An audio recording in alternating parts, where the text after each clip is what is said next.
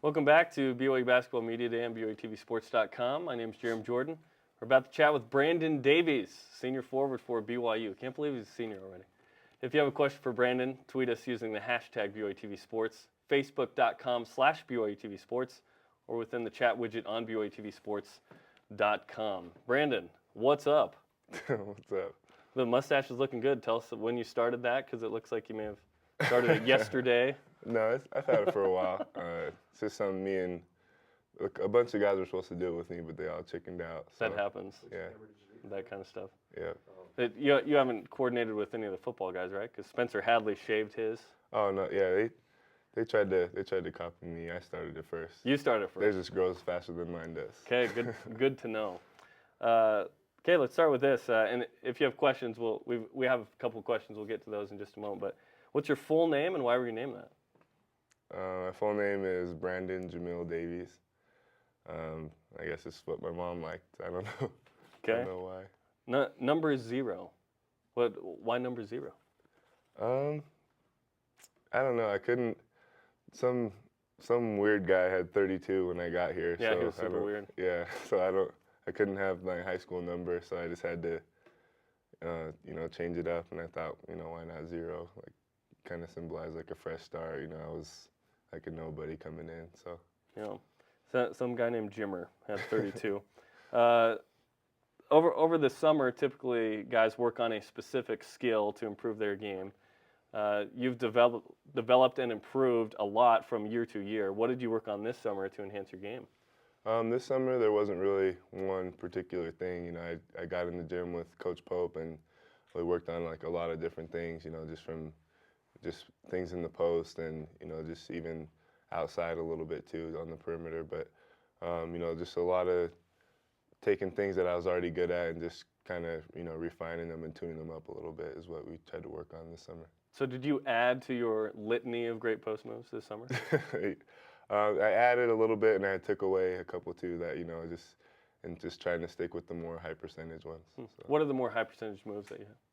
Just basic moves, not speeding up too quick or getting too crazy in the post. Just simple moves. The more simple, the better.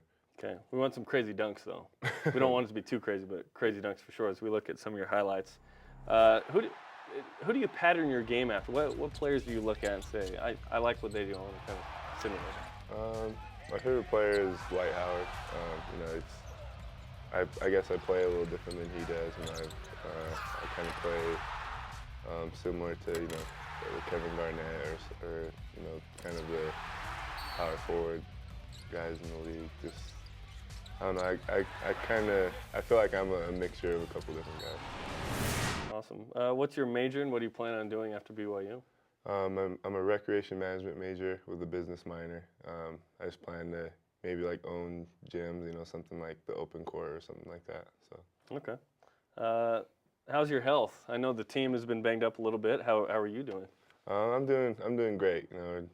One of the big things about the summer is just trying to get healthy and just trying to get your body 100% and it's just trying to take care of your body throughout the season. So I feel great and we have a couple guys banged up, but they're on their way to getting back too. We're chatting with Brandon Davies. If you have a question for him, tweet it using hashtag BYUtv Use Facebook.com/BYUtv or post it in the chat widget on BYUtv Let's get to some of those. Jeff Bird says, what, if anything, will change for you this year as you enter your senior year? What's going to change for your senior year, he's asking? We're just going to get a lot more wins. A lot more wins. 26 is a lot. It is. A lot more wins would be tremendous. We're shooting high, shooting even higher. The mustache change. That's probably the biggest division one, right? Okay, Cameron Collins. How do you react to people saying that Gonzaga has the best front court in the WCC? Yeah, I saw that online. I think Greg Wrubell tweeted it or something. But it's just something that a bunch of us read and we took note. That's all we're gonna say. Took note. You're on Twitter. You're a Twitter guy. What's your handle if people want to follow you? If you want people to follow you. It's 0 Brandon Davies. 0? The number 0 Brandon Davies. Brandon Davies. So. Let's get to a couple other ones here. Let's see. At Cougar City Cougaracity, excuse me. Be honest, Matthew Dellavedova's white mouthpiece bothers you, right? One of the better point guards in the league. Very good player. Yeah, he's a great player. There's a lot of things that that bother me. One of them, we haven't beaten them in a while, so that's the next thing on our list.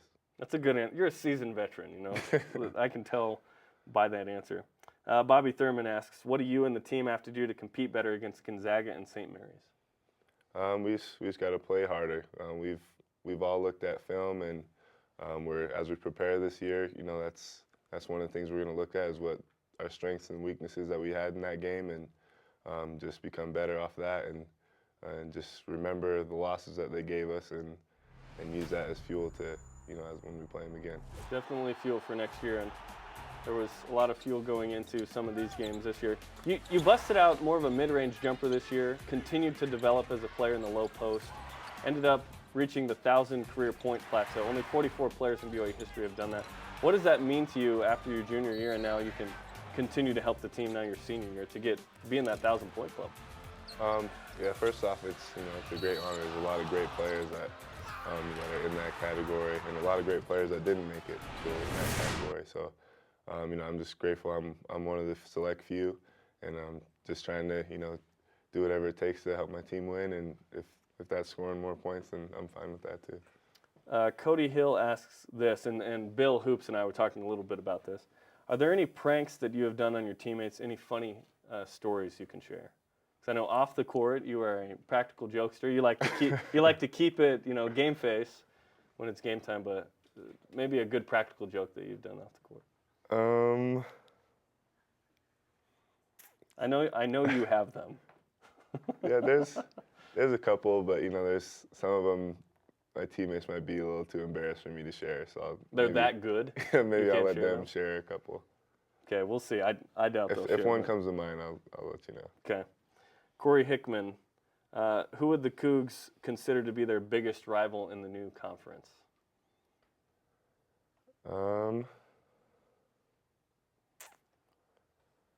I guess they're all great teams in this conference. There's teams we've beaten them twice, and there's teams that that we let one slip away. There's teams that beat us both times. So I don't know if there's like a one team that I could say is our rival. Because we just go out and try to win every single game, and the ones that we lost are the ones that we're gonna get after the most, though. So you're saying St. Mary's? Gonzaga, they get 2 of 3, and then St. Mary's, they get both.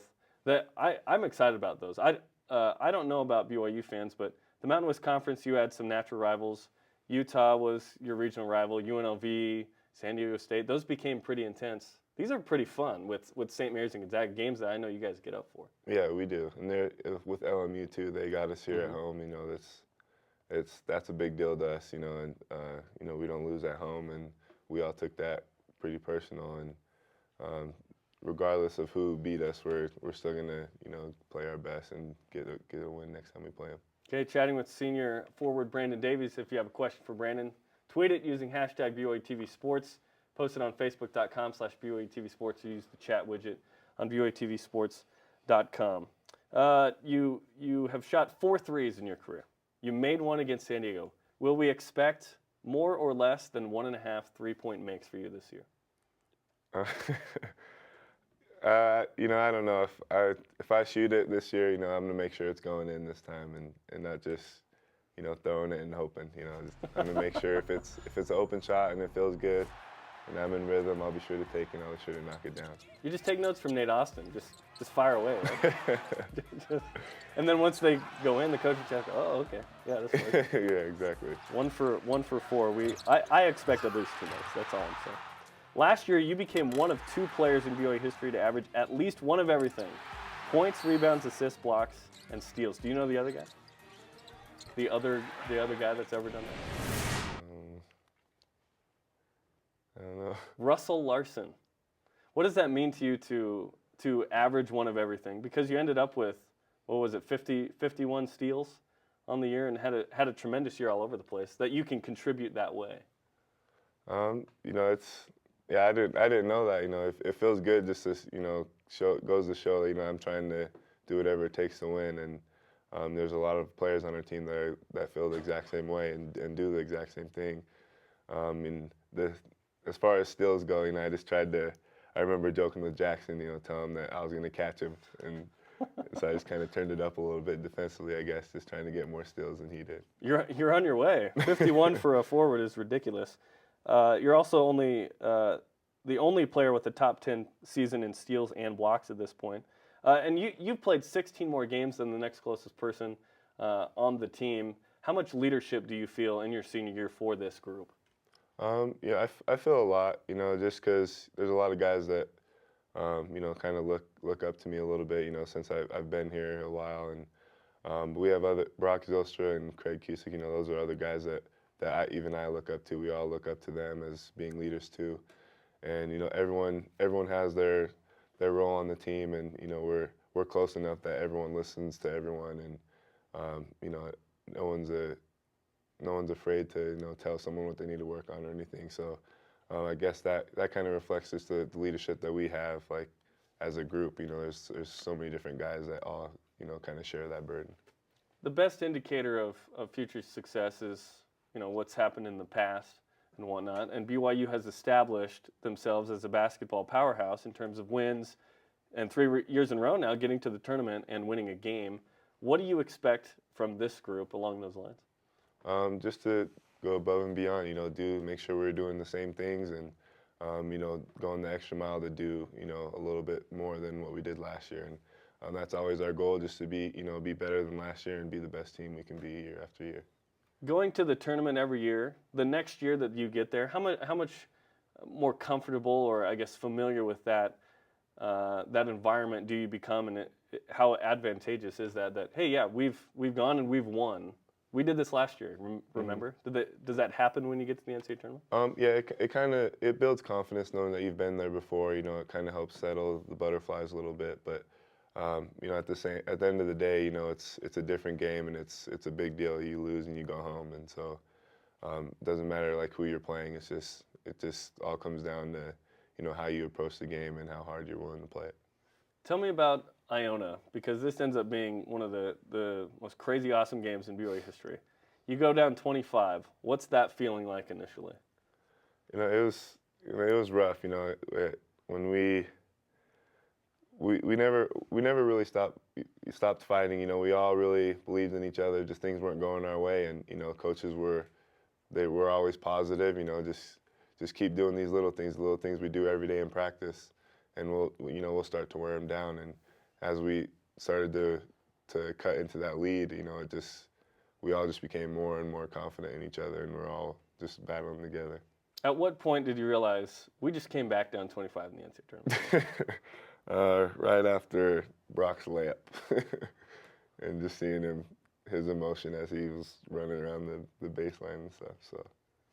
Now, that was a lot of fun. You go on to play Marquette, you lose there, but for the third consecutive year, you go to the tournament, you win a game. And when you came here, you knew that BYU was winning games, but you've taken it to the next level. What's the next level for BYU basketball, you think? We got to win this conference title, and that's always been the first thing on our list. And as we go into it, that's our main goal. We gotta find a way to get that done. Chatting with Brandon Davies, looking at some of his highlights. Remember, you can tweet us questions using hashtag BYUtv Sports, Facebook.com/BYUtv Sports, and of course the chat widget on BYUtvsports.com. Nigel Tufnell says, which player or players has improved the most since last season? And then he has a follow-up. I'll ask him in a second.